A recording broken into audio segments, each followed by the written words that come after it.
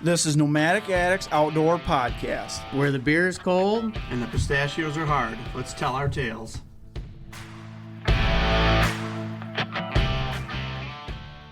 All right, back again. Nomadic Addicts Podcast. We've been a little slow. We did not put a podcast out this past week. We had a busy week between work and then because we work seasonal jobs, so it's been hectic this past couple weeks. So we had that. We had a big storm come through, and then we had a 2-day bow shoot event. We were up there selling merchandise and trying to educate people on saddle hunting and just mobile hunting in general. But me and Nathan are here again today, and we got Seth Bowman from Oklahoma.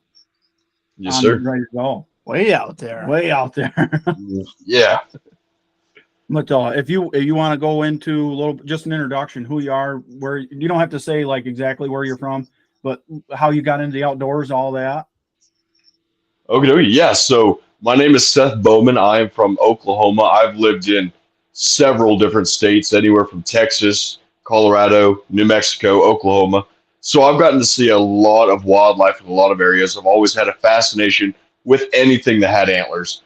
I moved in with my grandparents around the time I was 5, got adopted by them, and my grandpa has been a huge influence in my life, whether it was in the stand or whether it was just life in general. And so he's really made me the man I am today.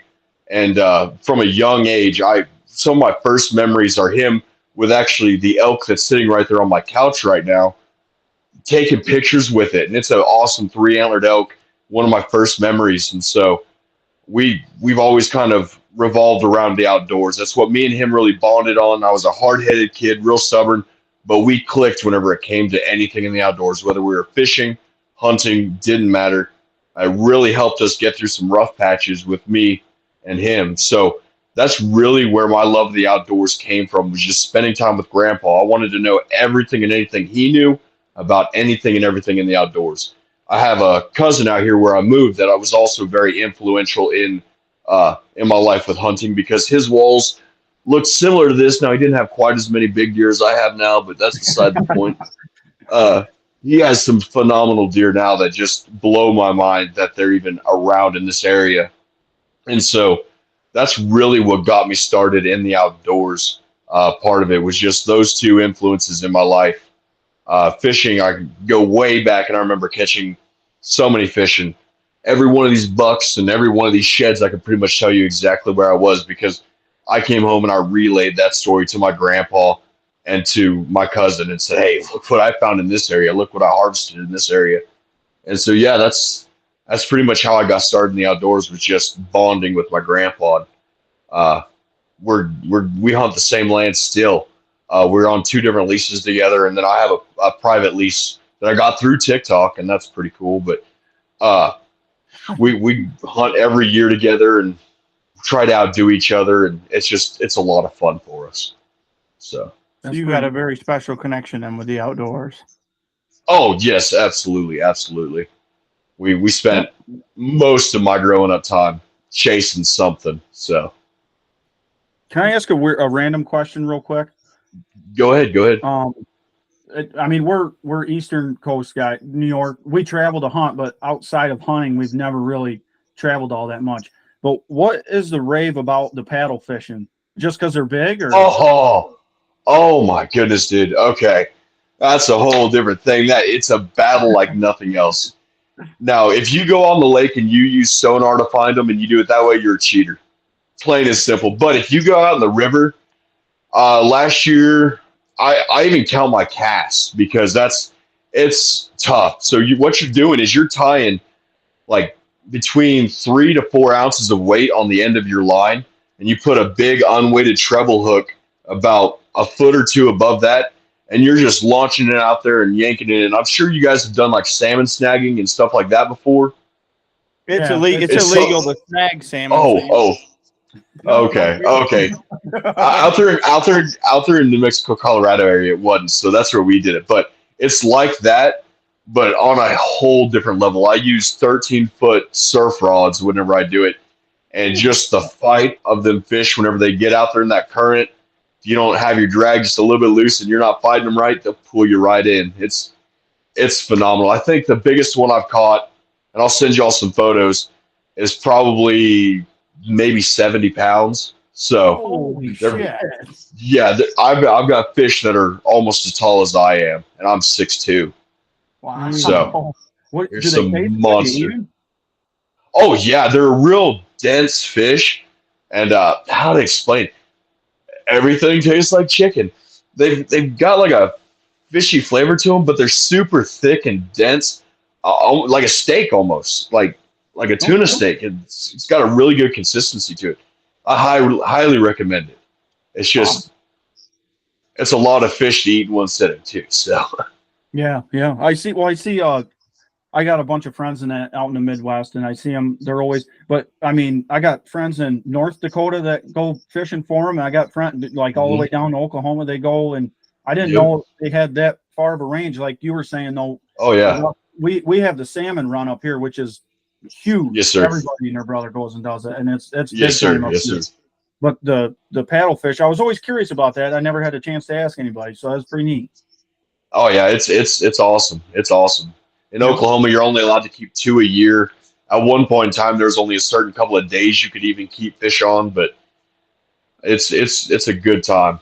Now, are you waiting for them to spawn? Do they spawn in the springtime or something? It's actually already passed. They run the river. You can still go out and snag them right now, but they run while I'm shed hunting. Gotcha. So if it's a day where I really don't feel like hiking 10, 15 miles, I might go. But the last 2 years, I probably only caught 3 or 4 fish because I just haven't done it as much. So yeah. And I don't know if he believed me or not, but I told him, I think, what was your count up to? Was it 172? It's 173 with a couple of sheds like this guy right here I didn't even count. So I'm probably up there right around like 170 or 173 to 160 is probably right there around where I'm at. And whenever I actually did my count with the antlers not including a couple of them, whenever I did my pictures in my end of the year video, it was 178 antlers. And then I took 6 off for not being sheds. Okay, yeah. Holy shit! Now, like, including a set of rattling horns. so where you Wait, find? You found a set of rattling horns? Oh yeah. I don't know if I'm supposed to start showing antlers yet, but is that them? Oh, that's not them. Where'd they go? Oh, they're in my discard bucket over there. I forgot. I stuck them over there. But yeah, you can see where someone cut off the brow tines. You can still see where the rope was around them whenever it burned off. Just a set of rattling horns someone dropped and left. No kid, that's pretty random to find. Yep. like, got my hopes up. So where you find all these sheds, is that someplace that you go and you hunt, or do you like not necessarily go to right where you found them? You go just around that general vicinity. So a lot of the stuff I find is on public land, and I don't hunt public land anymore. Whenever I lived out west, I had a couple times I got bullets went by me, hit trees, got shot at. I quit hunting public. I'll shed hunt and I'll do some hunting on some land right here by me where I know there's some big bucks. But once it comes to muzzleloader or rifle season, I clear out. I don't even step foot on it. So, and plus I've had cameras go missing on the public land, so I don't put cameras out, nothing. Yeah, wow, that's a pretty cool way to go about it nowadays, though, with no cameras or anything. Are you big into archery hunting too? Oh, hit or miss. The last couple of years with how busy I am in the early fall, I go out and do some bow hunting, but I don't do much honestly anymore. Yep. I got my bow tech and I took it out and shot it today, and I'm gonna keep shooting, and then hopefully I'll be able to get another archery buck. But I think it's been I guess the season before last I got a little buck, just a little guy. I didn't get nothing big with it, so That's not bad at all, though. And what do you have currently for a favorite shed and a favorite deadhead? Ooh, a favorite shed. I don't know. Probably this guy right here. It's the biggest inline 6 shed I've ever found. Yeah. Super long brow. That is one that I picked up with my grandpa this year. It's actually the biggest shed for this year. It's a 74-inch inline 6. Wow. Super tight curl on him. Beautiful, beautiful antler. That's got to be probably my favorite from this year. I have a lot of favorite antlers because if you shed hunt, you know how it gets where you can't really choose a favorite. I've got, yeah, but that's my favorite one from this year. Probably one of my favorites at all because I found it with my grandpa. So there's that one. Favorite deadhead is kind of a tough decision between these two right here. Come on. Oh. Come on. Ginormous 9-point. He's got a split main beam, which is a sweet little characteristic I hadn't seen very often. He would have been a monster, but he only scores 149 or something because his G3 on this side is super, super short, and his G3 on this side is super, super long. Only 100. But he's got wicked bladed brows on both sides. He's got ridiculous mass. And then, of course, this is one of the ones we talked about. Oh, sorry. This is one of the ones we talked about before before I got on. The touching main beams, and if I actually sit there and rub them, you can actually hear them rubbing against each other. Super tall brows.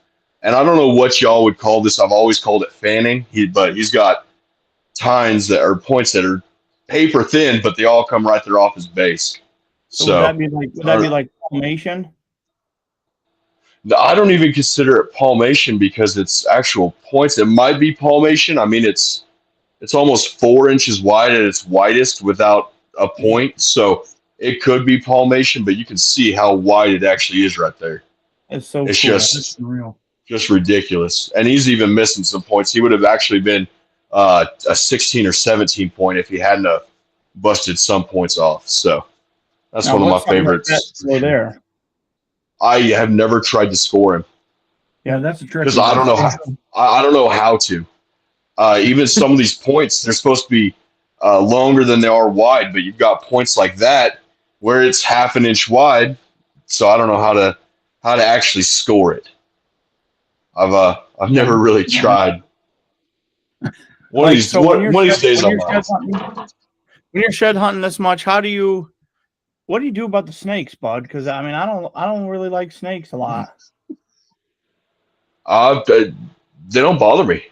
Only snake I even get a little bit concerned around is water moccasin, cottonmouth. That's the only ones that bug me, and only because they get in the boat with you. That is the only reason that I would even be worried about them.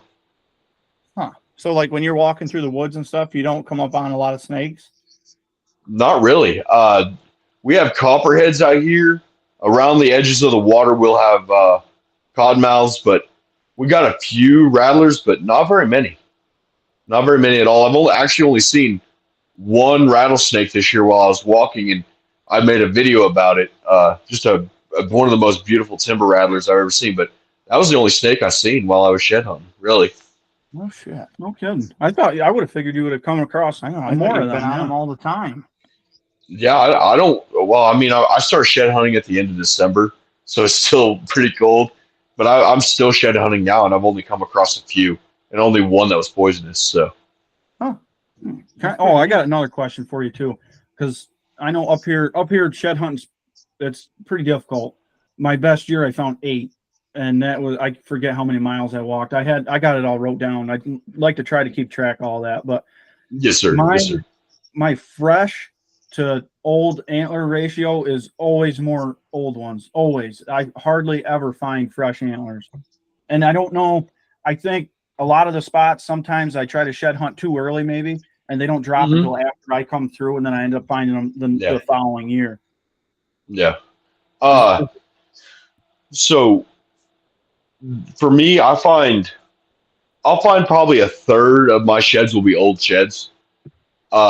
And it gets less and less because I've only been out where I live now for a couple of years. I find less and less old sheds every year I go, just because I'm the one walking out the public now and I know what I'm looking for. So I do push bucks with antlers, and I catch hell for it. And everybody's like, well, why don't you just wait a little bit? Why don't you? And I'm like, well, because I don't want someone else to get them. That's the long and short of it.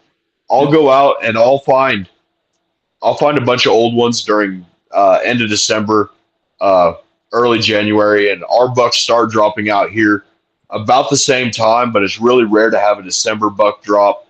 But by the end of January, beginning of February, a lot of our bucks have dropped. This year, and a lot of my buddies everywhere have said, oh man, it seemed like they dropped super late this year. But I went out to places where I found a lot of old sheds this year. At the beginning, I was like, man, that's going to be a place where I'm going to find a lot of late season sheds. And I went out and I'd find one or two old ones. But really, I don't know if it really affects it too much. A lot of these deer out here, I'll push them out of a field and they'll be back in 20, 30 minutes. Once I'm not in the field, they'll be back in it because there's something in that field or past that field that they really want to get to. So I don't know if shed hunting a certain time or how soon you shed hunted, if that's going to affect them. But I mean, there may be that they went and jumped a fence right there by where you were, and they shed them right there on the other side of the fence where they seen you. So Yeah. Do you find a certain spot that you find more sheds than others? Oh yeah, so I make a lot of videos on this. I'm sure you've seen a few transition areas. So that's going to be anywhere where they're going from bed to food or from water to bed, anything like that. So any fence lines, tree lines between where they're going, I always find a ton of sheds in there. And that's one of my first places I look each year is on the edges of wheat field and then on the edges of water. Those are my two main places I hit first because that's where they're going to be spending the most time. That's some good food for thought, I guess. It is. I like that a lot. Transition areas. I We're always just go to like fields and field edges and check that, and then I'm not good at it like Tanner is. He finds them, and I get lucky once in a while during turkey season. I'll sit on one or something, but I don't find them like he does. He's good at it. What me and him Drew, we bought a Kansas preference point this year. So hopefully in hopes next year we'll get drawn. So me, yes, sir. My girlfriend and my daughter, we're going to go out to Kansas this March and try to go shed hunting and scouting. That way we know a little bit more of the land or whatever. That way it gives us a starting point on where we want to go the following deer season, hopefully. Absolutely. Do you know what you're wanting to go after or what side of the state you're wanting to go on? Are you wanting to go western Kansas for muleys? Are you wanting to go eastern for big whitetails? My original plan was I was going to go in the north central. That way I was hoping to catch like the overlap of mule deer and whitetail. Okay. But now I think we might be starting out in like south central, southeastern, and then kind of maybe moving our way up. Are we going to do a lease? Okay. We decided, or are we going to run public again? I think we should run public the first year. But that's where we're going to end up starting out to hopefully try to just get boots on the ground. Well, I will tell you this. Western Kansas out by Liberal, there's a huge piece of public. And this muley right here and this muley right here came from just south of there. So if that influences y'all at all, that's a 170 inch up there on top. Wow. 5x6. I'll edit that part out. That way nobody knows. I'll put that feather in my head. Oh, okay. Yeah. Don't put that one in there. I was just trying to help y'all out. No, I appreciate it. You definitely are. I appreciate any tips like that. I very much highly appreciate. So do you get into travel hunting at all, and like do you travel hunt to shed hunt at all? Oh, shed hunting, yes. Deer hunting with my job and how much I have to work, I won't be able to travel hardly ever.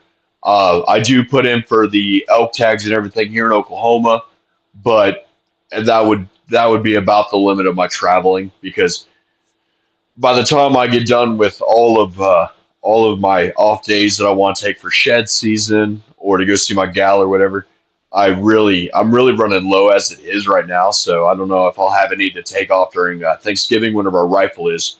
Yep. So it's one of those things where it's just, I would love to, but I'm losing a lot more money than just that tag. And I know the experience would be worth it, but for me and what I'm trying to get done in my life right now, I just don't have that extra, oh man, a week unpaid vacation kind of get up and go. Did you say that there's elk in Oklahoma? Oh yeah. Yeah. We got the Wichita Mountains here south of me, and they do draw tags out there. In each zone in Oklahoma, there's a number of elk that are legally allowed to be harvested, but they can only be harvested off of private land, and you have to call in beforehand to make sure that they haven't been drawed or haven't been harvested yet. For that draw land, that's draw only, but you can get over-the-counter elk tags for certain areas. Wow. Again, kidding. I didn't Western Oklahoma has a pretty good herd of them. Wow, that's on my bucket list. I would really love to have a elk shed antler in my collection. I would really want a mule deer one too. I'm super wanting a mule deer. Oh, there he is. About like that one. Yeah. That'll do. Golly. I have sheds scattered everywhere. I love it. Show some of them off Yeah, and tell some stories with them. Yeah. Just okay. Well, what do we want to start with? The biggest one, Bring that little one out. I want to. let's Bring that start little guy. small. the little one. Oh my goodness. Okay. That is the smallest shed I've ever found. I think I scored him out. Dude, that's what I was telling you before we got on here. I was like, if I gotta find it. I usually put him up here in the case right here in the corner, just so I can always kind of keep an eye on him because he scored out to 3/4 of an inch. So I really don't want to lose him. And actually, he is a spike that broke off part of his antler. That's the closest to a button buck spike I've ever found. I have a buddy, Austin Chase, has an actual button buck spike or a button buck shed, and I want that one. But So how did you find that it? one, I'm really good. That's what I tell everybody. No, they had burned off this field, and I was looking, and I looked ahead, and I seen another shed, and I looked down, and I was like, well, heck, that's either a rock or an antler. And I could see just the lip of his pedicle and everything. I was like, man, that is it. I picked it up, and I was thrilled because that is the smallest shed. And Austin Chase, one of my good shed hunting buddies, he had found one, and he'd been bragging about it nonstop about how small his shed was. And then I went in there. I'd never seen a group of guys be excited over something so small before, but that is a sweet little shed. That is awesome. Next to those ones, these are probably my favorite tiny antlers I've ever found. This was my second set of spike sheds I picked up this year. Never picked up a set of spikes before, and then this year I picked up 2. And that was cool. I found those in a burn as well. Wow. Oh, sticking on the spike. Get out of here. That is an 18-inch spike. And I'm having a conversation with some people on TikTok right now. Even with a brow tine, I consider it a spike. Don't much mind what people say, but he's like, oh, that's a 2-point. I consider this a spike as long as it doesn't have any points off the main beam, but I almost stepped on that, dude. 18-inch main beam spike. That's awesome. And this is the spike I found this year. I think he's 12 or 14-inch spike. Even your guys' little bucks down there are big. we have a good time. I'm not gonna lie to you. As far as our dad would love that down there, big spike horn. He'd be right in heaven. Well, the first buck I ever harvested, this 8-point behind me that you can't quite see, he's just out of frame. The morning we were hunting him, we had a spike walk in that was about that big, and I didn't realize how special a spike that big would be. And I'm glad I harvested that one, but it was just kind of cool.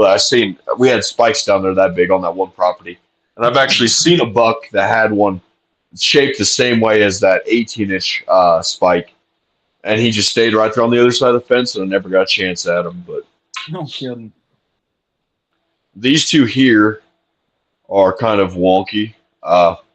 These are my velvet damaged antlers, and I've made a couple of videos on them. This one damaged his main beam right after his G3, and it bent down. It actually almost points directly to his base.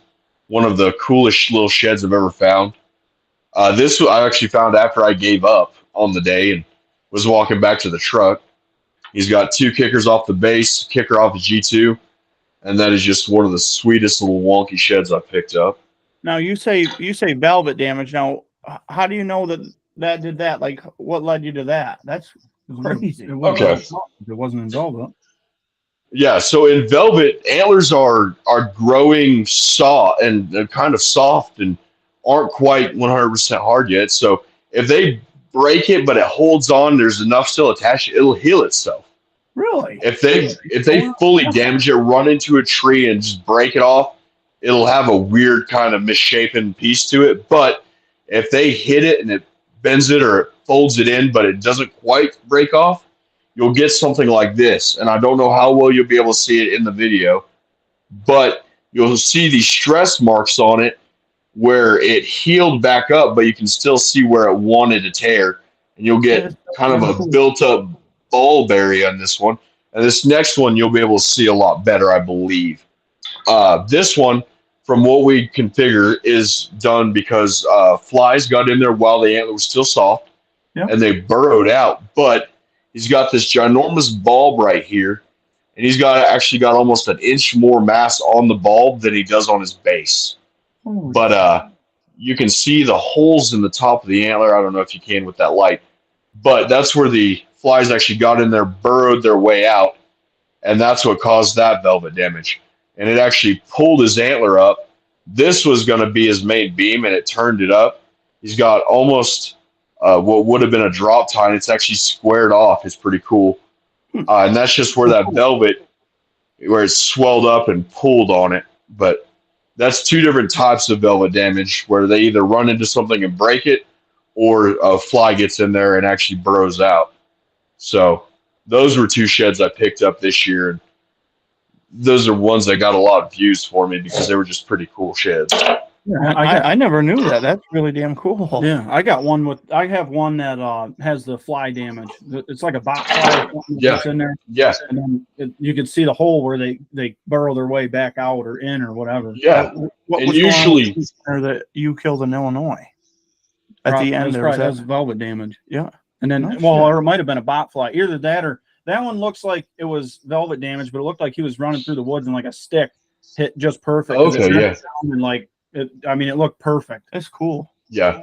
So a lot of times with the flies and stuff, you'll find them in the tips of the antlers and the tips of the points. And I have a couple of sheds like that, but they don't bubble up like that. I'm not sure how many were in that antler or what, but it just made that antler swell up super big. And I found that one, and he was laying. There was only that much of invisible, just them 2 points there. He was laying in some leaves and stuff. So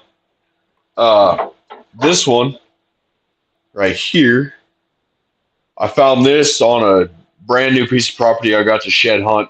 First day on the property. One of the coolest little wonky sheds I picked up. He's got a split G2 facing forward. He had 3 brow tines, but he busted one off, and he's just got ridiculous mass for being such a small antler. But that's another one where I was just walking through the woods and got lucky. Wow. That one's pretty neat. That's a big massy thing for what it is. Yeah.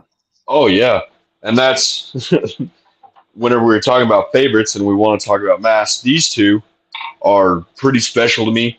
I went out and I found one of this guy's sheds, and I hunted that entire property. I probably hiked an extra 30 miles on that land looking for the other side. Never found it, and I went out the next year, and I found this dude.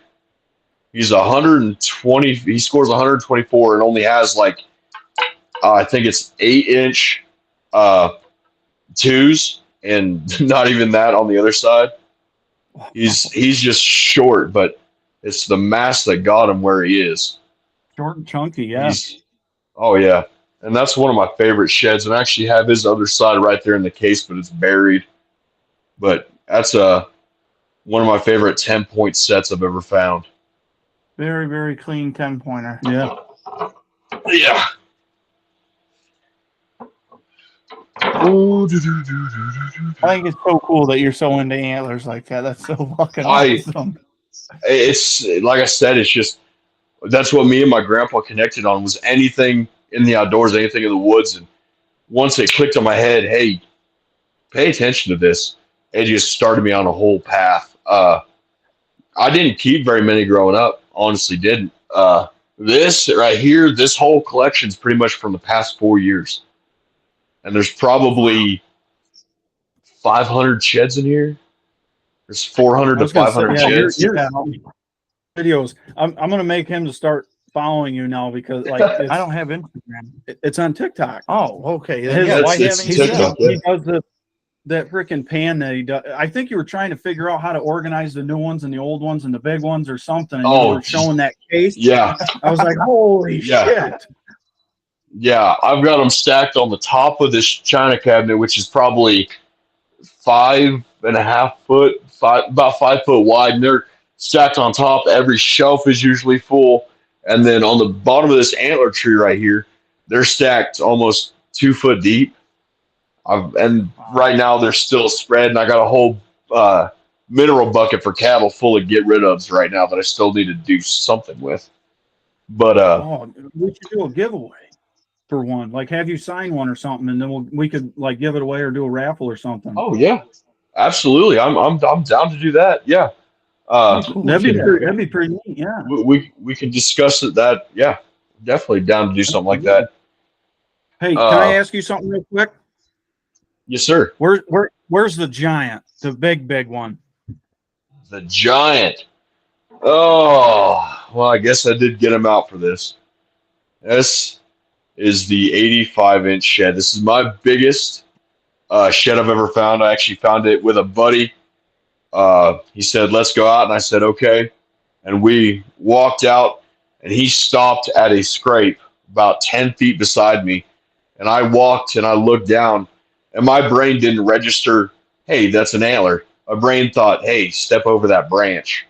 And 100%, not even a joke. That's what my brain told me. I looked down, and in the video, you can hear me say, oh, man, guys, sorry. I had to stop. And I said some stuff I wasn't going to post on TikTok whenever I first seen it. So I had to collect myself and calm myself down and actually reach down and grab it. But this dude, the mass on him Wow. That is thing's ridiculous. Just ridiculous rough bases. Has a kicker right here off the back of his brow, and this ginormous kicker right here on his G2. And the thing about him is he holds his mass so well. You can actually see that bend right there is where he loses his mass, but he holds it all the way to there and then drops off. But we never found the other side. I've probably hiked 100 miles on that one piece of ground looking and never found it. Now you say Unreal. like the rough bases, that's all knurling down there? Yes, sir. Yes, sir. Where he couldn't get in there and quite reach to rub it off. Yep. Just with how tight his antlers are. Because he wasn't very wide buck at all. He just has the great length and the ridiculous mass. Had 25 inches of mass through the main beam. Ooh. Now there was I'm not going to say how big the buck was, but he dwarfs anything I have on the wall harvested off that same piece of ground. And my buddy found an 87-inch antler off of some ground right there next to it. And not related or anything. So Totally different deer. we got totally different deer. Yeah. Same side. The other buck has a flyer that comes off the bottom of his base and squiggles off down towards the bottom. And the kickers and stuff, and that's the only reason he beat me. He didn't have the mass or nothing, but he just had so many extra points in trash. Golly. So This so shed, weird wherever I found it. Go ahead, boss. I was going to say, and this shed had been sitting out there for about a year before I picked it up. So there's no telling what might have happened to the other side. Yeah. It's so weird that you said, wow, it registered as I got to step over that stick because this year I found my personal best one, and it was up in the Adirondack Mountains, Golly. and I scored him at 70. I'm not a professional by any means or anything, but I've been around Yes, sir. enough Yes, years sir. to hopefully get close. And all I could see was these tines in the main beam, And Yes, sir. the first thing that registered, like you said, I was climbing over a log and I looked over and I was like, that's way too big to be an antler. And then like I had to do a Yep. whole take at it, you know? Yeah. And all these guys that do elk sheds, I don't think they understand how excited we get over a big whitetail shed like that, because Yeah. they handle elk sheds, and the smallest elk shed's still bigger than that, but they don't find near as many whitetail sheds that are as big as we do. So it's Yeah. kind of a give and take kind of a deal, because they'll never understand how we feel. We won't quite understand how they feel, but we're still better because our antlers are big, but they're still smaller. So Oh yeah. uh, Shit. You got a couple more sheds? I- oh yeah, absolutely. So you wanted to see the first shed I remembered. This is one that I just made a video on my backup account. This right here is a buck that we actually hunted. I had this buck on camera the same year I harvested the 14 point, and I had him the year before whenever I harvested the 11 point back here. So that's a buck that we seen a couple of times. Just he was always right across the fence, right over in the next field whenever we seen him. But he broke almost 4 or 5 inches of brow tine off. So Jeez. just a beautiful shed. I wish I had both sides, but I'll settle for this one. Did you ever end up running back into him or finding out what happened to him? No, that piece of ground, I moved to go to college, and once I wasn't there, he let another guy come in and hunt, and I had no hard feelings for that. It's an awesome place to hunt, an awesome place to be, but I wasn't there to do it as much. So once he gave permission to somebody else, I was kind of hurt, because if I ever wanted to shoot a 200-inch whitetail, that was probably going to be the area I did it in. Oh, wow. Because the 14 point on the wall isn't near as big as some of the other bucks were, and that's my biggest buck. So it's kind of a bummer, but it is what it is. And that's where the muley shed I showed you, it came off that property. A couple of these other big sheds came off that property. But growing up, I didn't keep that many, and actually, this right here is one of the first bucks that I kept, deadhead wise, and that's one of the things that got me into this whole shed hunting and hunting thing. And he's like 20 inches wide, I think, and just the mass on him is ridiculous. That was that one and this other one back here were a couple of the bucks that really got me started down this path, just of keeping the sheds. That's one of my favorite guess if parts you about got- shed hunting is that you find the sheds and the deer survived. Like that, Yeah, it just blows yeah. my mind. You know, it's cool. Yeah, absolutely. And that's one of the things where everybody's like, well, what if somebody else goes and shed hunts where you shed hunt? More deer will shed there next year, and they won't find those ones before I do. So it's just one of those things that's constantly renewing. It's one of those hobbies and more of a lifestyle for me, it seems like. But it's one of those things where you can go out year after year, and you never know what you're going to walk up on them in the woods. The 85-inch side was not expecting to find that. Some of these wonky sheds, I have to literally get myself to calm down before I take the video. Half the time I'll walk up and look at it and have to step back and be like, okay, now that you're calmed down, let's go ahead and make this video, because I'm jumping around, I'm hooping, I'm hollering, I'm excited as could be, because it's just one of them things where it's like, holy stink, now I know this buck. I know it's like, it seems like you can get the history of the deer off the antlers. And that's like the really heavy 10 points that I showed you. That's how I felt after I found that other one. I made 3 videos standing there in the woods about it, because I was just that excited. I couldn't even help myself. So that's what you do. Like when you find one, you'll take a video right then and there and be in the moment. yes, sir. Yes, sir. Yes, sir. That's awesome. The reason I started taking the videos and posting it to TikTok and everything was because I know I'm going to lose some spots. I've already had a couple people reach out and be like, hey, you found that shed on this field right here, blah, blah, and they know exactly where I shed hunt. But I have so many comments on the other side saying, hey, man, I'm this old, and now you've gotten me to enjoy shed hunting. Hey, I was going to give up. I hiked out this many miles, found this many, but I've been watching your videos, man. I'm going to go back out in the woods. And that's one of my favorite things. I post all the videos. They see my actual reactions. Hey, this is what I found. Holy stink. And then I get the next generation interested in the woods, and maybe they'll take a little bit better care of some of the people that we have out there right now.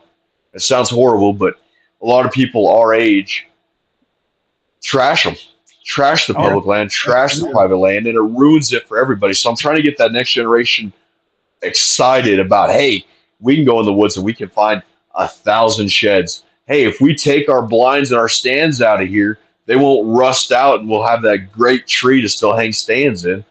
If we don't throw all of our garbage underneath our blinds and stuff, and we pick it up, it'll still be this pretty the next year. Yep. But that's one of them things where it bugs me a little bit, and I'm trying to help get that next generation to say, hey, this is something we could actually get interested in. So, absolutely, Yeah. I like that a lot. And they see what it does for you, and they're like, wow, he feels like that. Let's go see what it does for me. And then they get into it, and then their influence gets other people into it, and it's a lateral effect. And I think that's awesome. And your reactions are Absolutely. second. I love watching your videos. I'm gonna have to check this out. yeah, I get pretty into it sometimes. I'm not even gonna lie to you. Sometimes I lose my mind a little bit, and half the time I get to sound like this because I'll be sitting there just hooping and hollering, and I'll lose my voice. But yeah, I don't know. And it doesn't matter how many sheds I've picked up and how big or small they are. Every one I'm like, oh my goodness, look right here. I was almost done for the day, and here's a little 4-point side that I picked up. Even this one right here, burned, cracked, tiny. I got super excited because that's my 150 from this year. That was the milestone, was the 150 shed.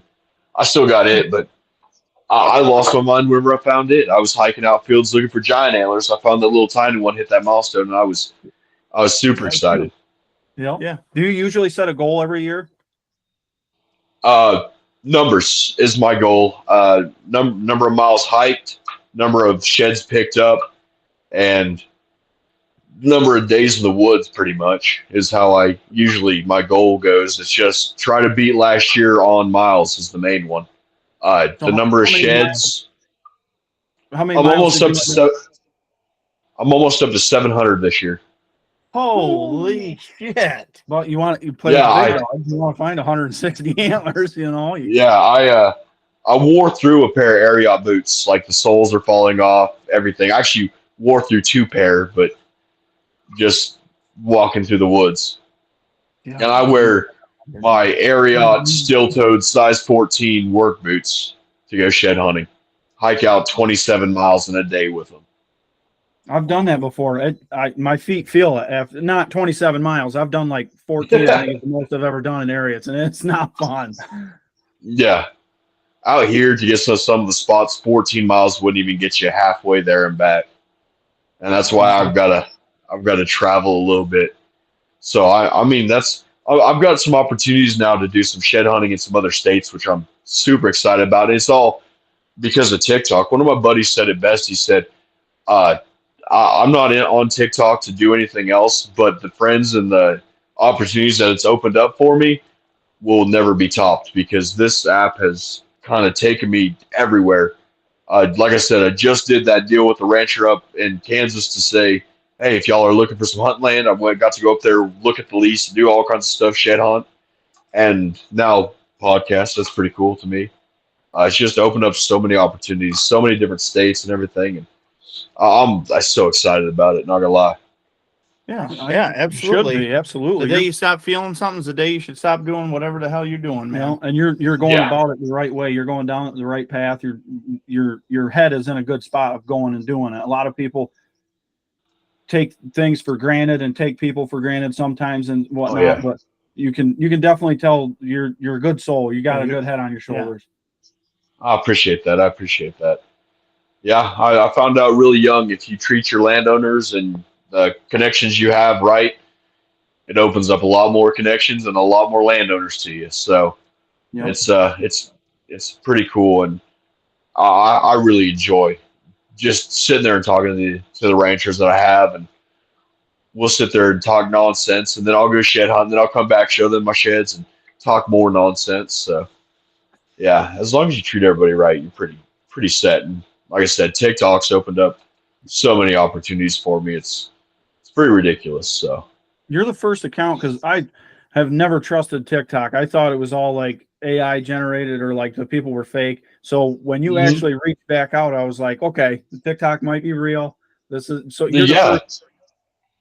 It's pretty neat. yeah. Like I said, I appreciate you reaching out. I enjoy this kind of stuff. I have a whole group chat that's literally just shed hunting and hunting. We the group chat's lasted almost 2 years now, and all we do is talk antlers and talk deer. Oh, cool.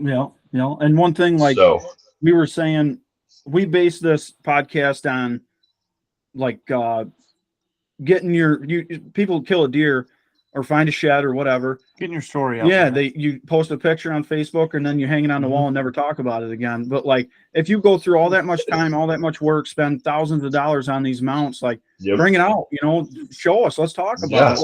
Like with Yeah. the shed antlers, I mean, you find them all and then you put them in a pile, I mean, everybody appreciates them, but like Yeah. come out, give them glory, Why not relive some Yeah. of your greatest memories? Yeah. I got you. That's an awesome idea for a deal. That's sweet. Actually, I really like that idea. Yeah, my sheds and stuff get brought out and talked about quite a bit just because it's what I do for content because I love talking antlers. Yeah. My mounts they get talked about a little bit, but sometimes TikTok ain't the place to do it because people just sit there and talk nonstop, and it gets annoying whenever you can actually read their comments right there, as easy as getting on your phone. But I talk about my deer sheds constantly. Like this set here, this is one of the sets that actually came off of this property here. This is a set of sheds on one of the plastic skulls. He's got a 9-inch dropper off his Yeah. left side.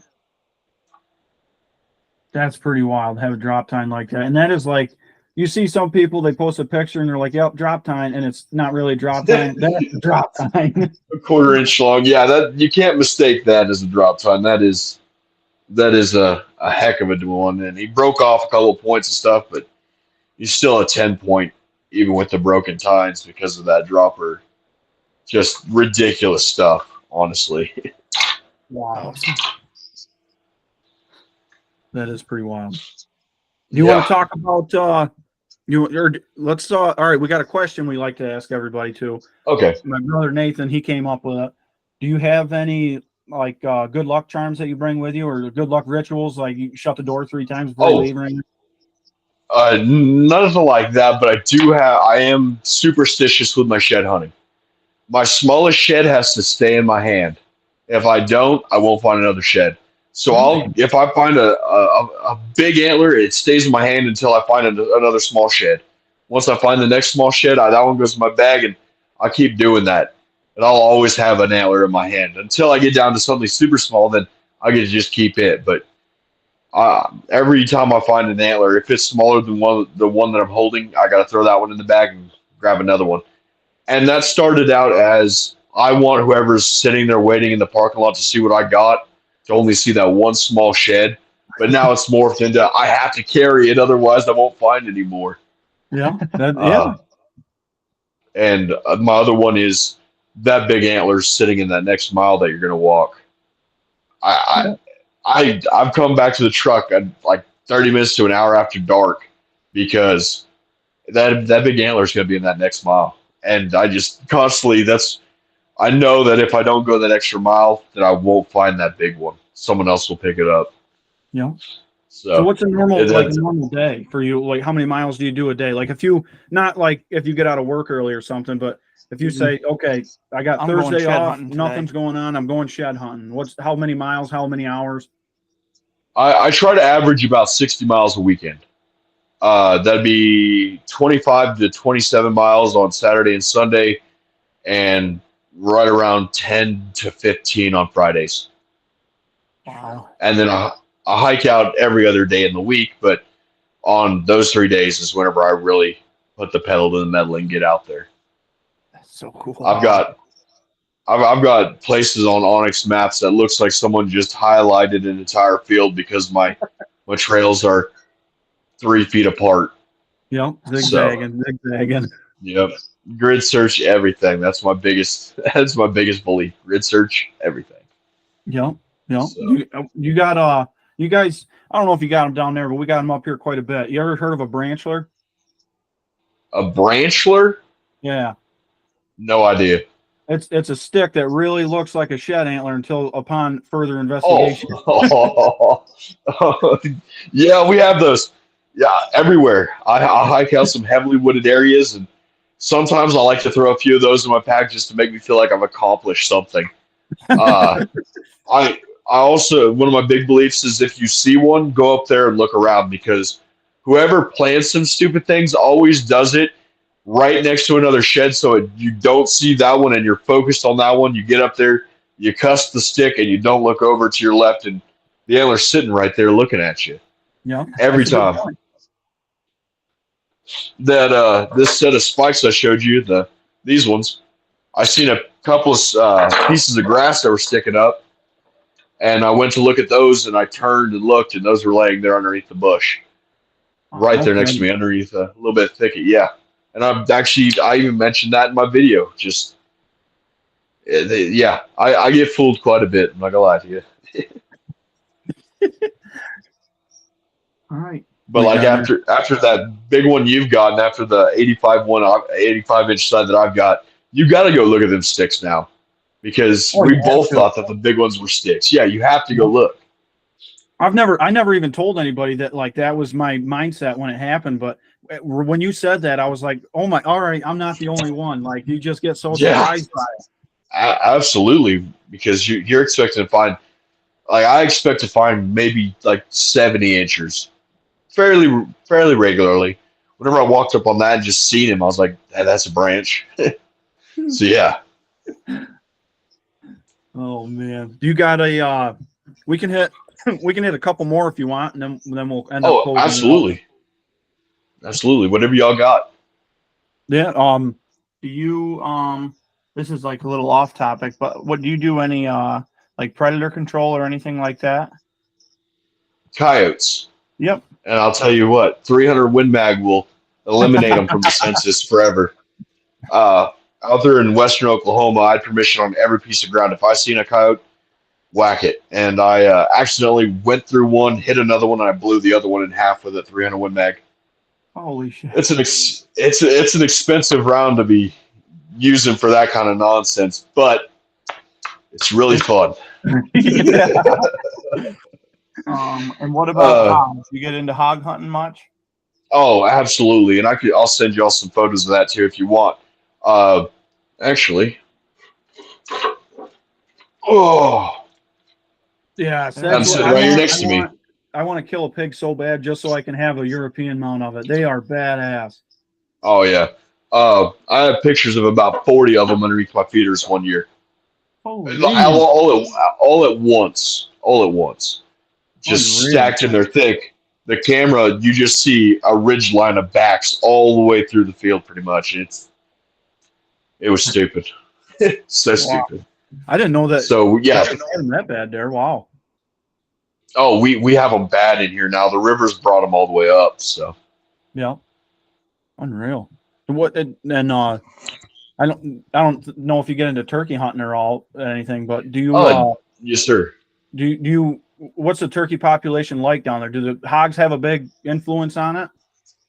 I don't know if it's the hogs that are causing it, but most everybody I talked to this year just didn't see the numbers like we usually do. This year, I didn't even. I kind of went out a few times, but it was more scouting because there just wasn't the number density that we usually see. In fields where we used to see 40, we see 15. In fields where I usually have 5 or 6 that I always knew were there, come across, I didn't see any. Now, there's still a ton of turkeys around, but a lot of them moved onto private ground, and some of them just didn't show up this year. Yeah. So I know we when we were our sister lived in Oklahoma for quite a few years, almost 10 years, I think. And like Broken Bow area. So we went down there, and I remember we've seen a lot of turkeys when we were down there, I think, but that was, I don't even know how long. It was probably 15 years ago now, close to it. Yeah, it was way before I graduated high school. So. Yeah. But yeah, right around that Broken Bow area, it seemed like the. Okay, yeah, I know what you're talking about. Yeah. What you want? Yeah, there's a lot of turkeys. Turkey hunting was the last one I had. Turkey hunting was? All right, yeah. All right, we're all You we're want all to done on our see end. any of the mounts or? Yeah, absolutely. Okay. Okay. Oh, old knees. 1 sec. Old knees. Oh. You put on that many miles. Cut that out. Cut that out of the video too. Oh, I just okay. Well, while we're sitting here for a sec, that's my August shed. August shed. Holy cow! This right here's my July shed. Jeez, that looked like it would have been a tank if it wasn't all broke up. Oh, and it would have been. Oh, I was so mad. I'm not gonna lie to you, boss. Still hurts my soul a little bit. Oh. Actually, gonna have this guy sent up to one of my buddies and have it redone. Oh, there you go. Does he redo them and then paint them too? Yeah, he's gonna redo the coloring and everything. And oh, I'm sorry, guys, you got me talking antlers. You're good. Keep You're it going, fine, man. Oh, that's This gnarly. wonky 7. He's got. I consider it a 7 just because of the brow tines, and people argue with me about that point. I don't care. Just a beast of a 7 point, but Dude, that thing tore up he's some trees. oh yeah, absolutely. We call him tree shredder. Have you found like the one that you found in Maryland? He found a deadhead in Maryland, and it was just like air light, so like it was really old and sun dried and been there forever. But I mean, it was just I like think- holding air. I think it must have died really close to shedding its velvet, so it didn't shed its velvet yet. And I think Okay. it died then, and then it just dried way out. Yeah. Yeah. I actually have a video on a buck I found this year where all of his points they seemed like they were dry rotted almost, and they were real light and real rounded off. And I think that's what happened to him. I think he passed away in velvet, and just the moisture and the humidity and everything just kind of really made his antlers super brittle. Yeah. I think that's what ended up happening to that one I found. We went down there to pick up a puppy, and I was like, well, we got a free hour, got there a little early, and I'm like, well, there's a bunch of public land around. We might as well go for a little walk. And it was. That's what happens to me. I'll be driving anywhere. I went out to see my gal a couple months ago, and I ended up stopping at a piece of public ground, and I stopped and I found a set of sheds just in a like 2-3 mile hike, and just stopped out there and found a set of sheds. Jeez. I love how you're telling the just pulling story. them out. Just pulling the air out. Just slowly, yeah. Because I set them up here on this table so I could like show you, but that's the first deadhead I found this year. I haven't scored him, so I don't know, but he has like a tumor right here on the base of his antler, and it actually cracked away from the skull. So I don't know what happened. I think that might have been the injury that got him, was something had to do with that antler and his brain, because it's just kind of super weird. I'd never seen an antler or a deadhead like that before. Huh. So I don't know. It's just super weird. Little 10-point kicker off his G2. That's a genetic trait that I found a lot out here lately, is the little tiny kickers right there. Same spot and everything. All that little. What's that one in the back you shot that you said was little? I want to see your definition of little. I think they might be different. Oh, no, absolutely not. It is. I think I was talking about the little 8-point. Yep. Yeah, it's a little guy. That's That's still There's decent. a lot of people up here. That's we New can York kill decent that. right there. Oh, okay. Yeah, this is just a buck that I had the opportunity right there at the end of bow season. Been super busy. I needed another deer for the freezer, and I'd seen this guy last year, and he didn't grow at all. He had the same antlers. Only thing he gained was this kicker off the back, and a kicker that he actually broke off the front of his brow tine. That's all he gained. Wow. So I don't know what was going on with him. This guy, Jeez. double G3, what I would call a turkey foot G2, extra point off the inside of his main beam. It's another pretty good buck. It's hard to tell from here, but he looks like he's got a lot of mass on him too.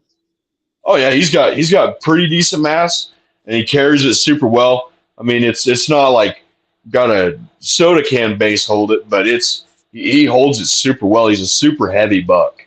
Yeah. Even compared to some of these deadheads, he's just a little bit heavier than the rest. Let me go ahead and stand up and I'll get this chair out of the way. I'm going to have some bald spots in my case because all the antlers are around my feet. But Oh man, it's something you love, man. I think that's awesome. Okay, how do you flip the camera on this? Okay, there we go. Sorry, I don't know how to use technology. So this is my 14 point. This was my third buck that I harvested.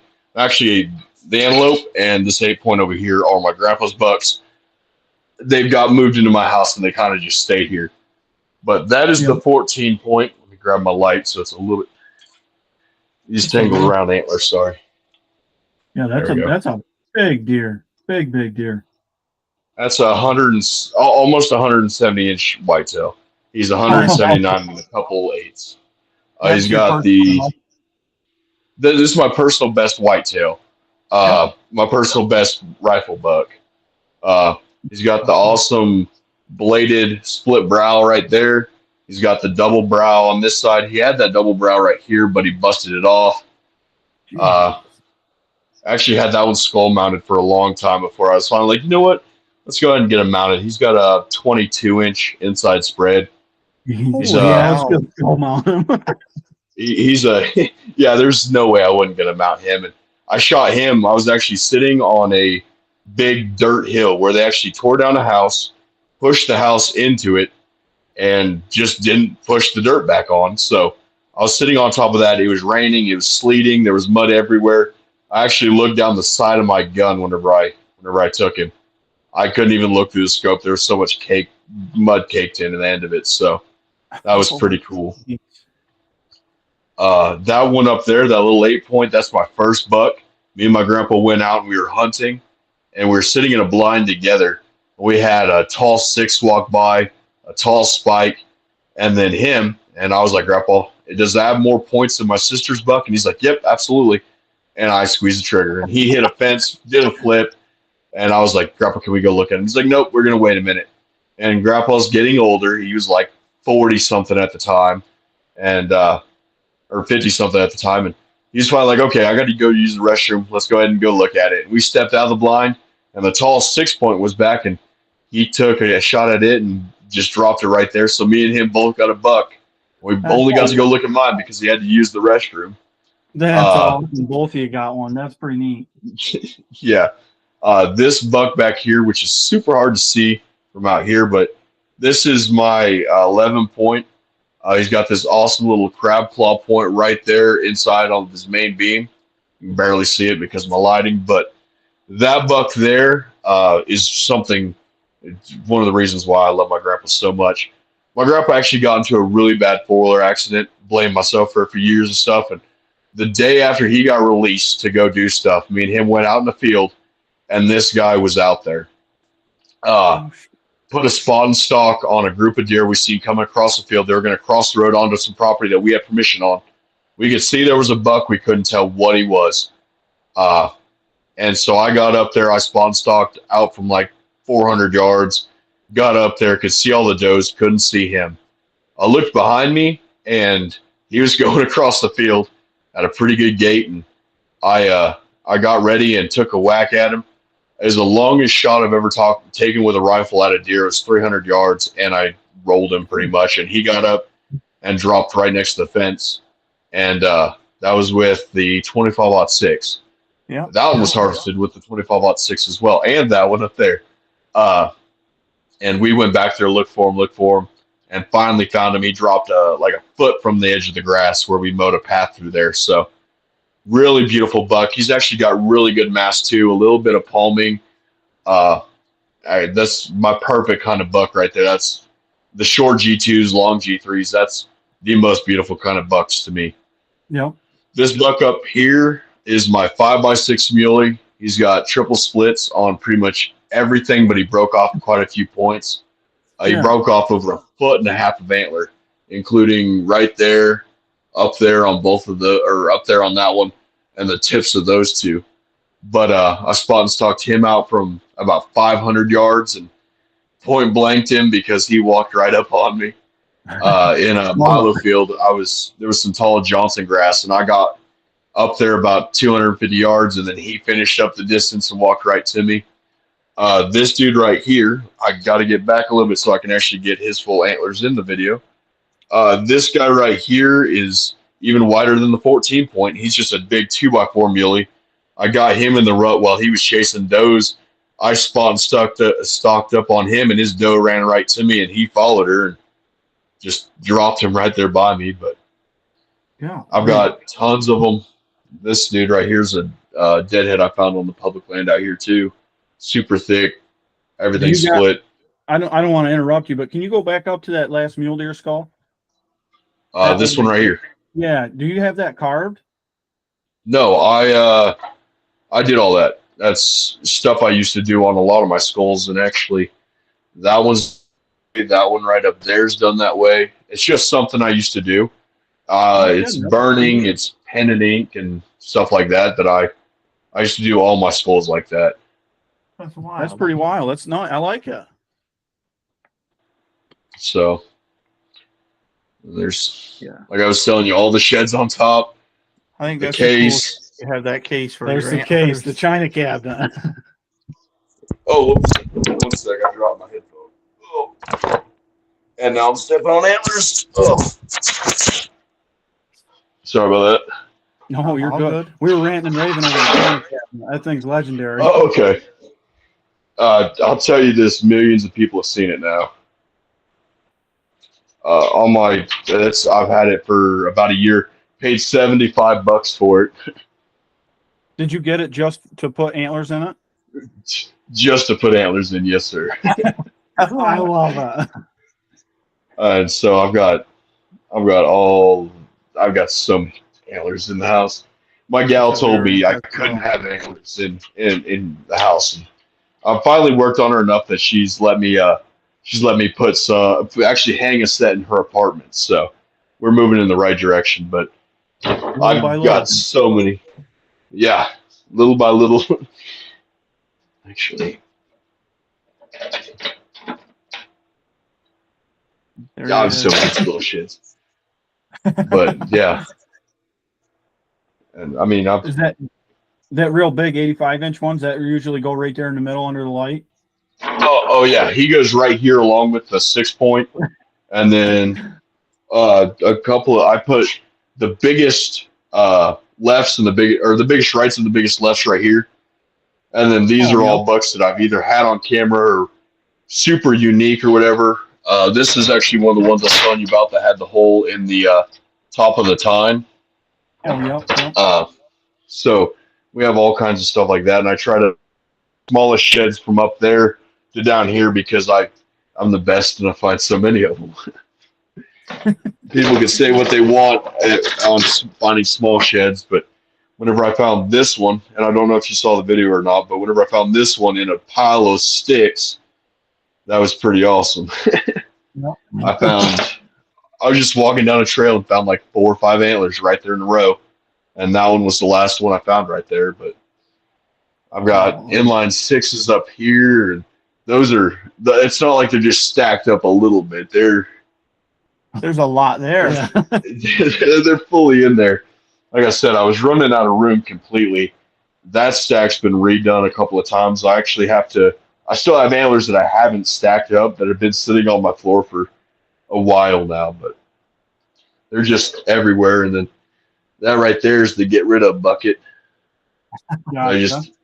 I got too many in there too. I got to figure out what I'm going to do with those. So. That's pretty neat. That's awesome. That's a heck of a collection. I love it. Yes, sir. Was there any other ones that you wanted to see? I'm trying to think. You did the velvet wonky ones, that real tight narrow one, the big one, that big 6. Trying to think. You did the smallest one. Yes, sir. You got any more, or you got like one? You got like one more that really sticks out to you? It doesn't matter the size, but anything that's got a good story to it or anything. And I think that's cool. Like with all the antlers that you find is every single one of them means something different to you. You know what I mean? Oh yeah, absolutely. I can tell you pretty much exactly where I found each and every one of these. And that's a cool Like thing. Yep. found this one while I was deer hunting, and then I could have taken a whack at a buck that night, but he's going up the side of the creek right there beside me, and if I would have taken it, it would have been a horrible, unethical shot right in the middle of his back while he's facing away, and I was like, no, not gonna do it. And that's yeah, I've got stories like that on a lot of them too. But this guy right here, and this guy right here, stupid little deer. Okay, this belongs to this buck's dad. Okay. Same. Oh, wow. Yeah, it's the exact same deer. Well, I got this guy on camera the year that I picked this up, and I wanted him. I wanted him on my wall. That was my target buck. I didn't care that he wasn't the biggest. He was an old buck, super tall brows, kickers. I wanted him on my wall. Well, I'm sitting there in my blind waiting for him because I know about what time he's going to show up, what time he's going to walk through.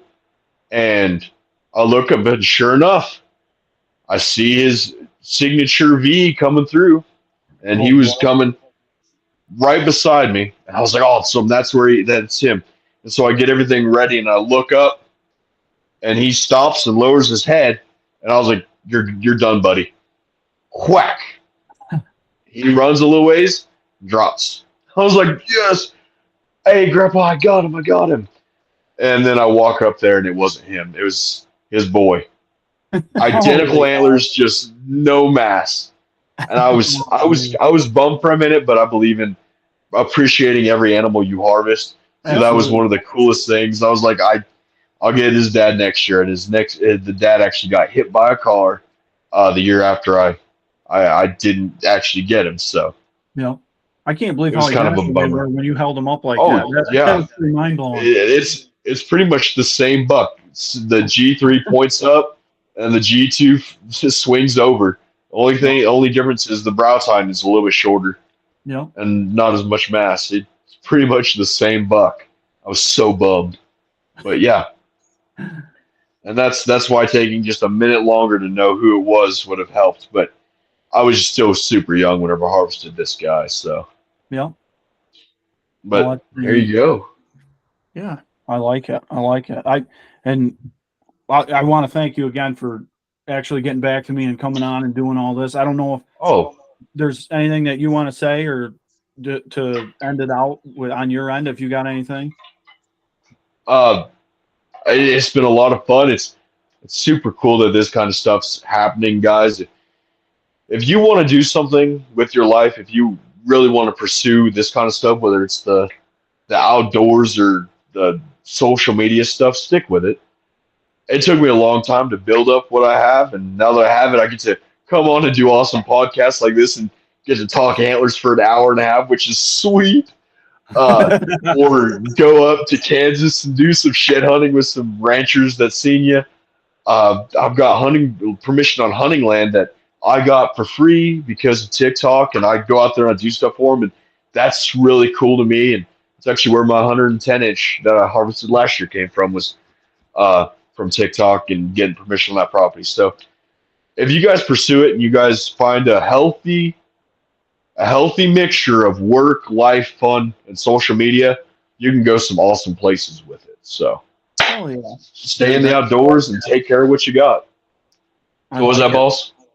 No, I like that. I like what you're saying. That's damn true. Respect what you got, take care of what you got, and it'll take care of you. Appreciate it. Yes, sir. Yes, sir. Yeah. And I appreciate being invited out. This has been pretty dang cool. So yeah, absolutely. I really enjoy it. We love. Oh, absolutely not. Dude, I could sit around and talk about shed antlers all freaking day. I love it. If this video blows up and you guys want more content, hit me up. I'll start pulling antlers out of the case and off the pile. We can just make a deal with it. So absolutely perfect. I appreciate it. I'll get a hold of you after this. I'll probably message you from my private one, and we'll talk about some of that other stuff. Yeah, maybe we'll do it. Absolutely. Yeah. Yeah, absolutely. That'd be awesome with me. All right, man. Yeah, Thank you very much, Seth. We appreciate it, man. Appreciate you, Seth. No problem, y'all. No problem. Y'all have an amazing freaking day. Hey, you too, buddy.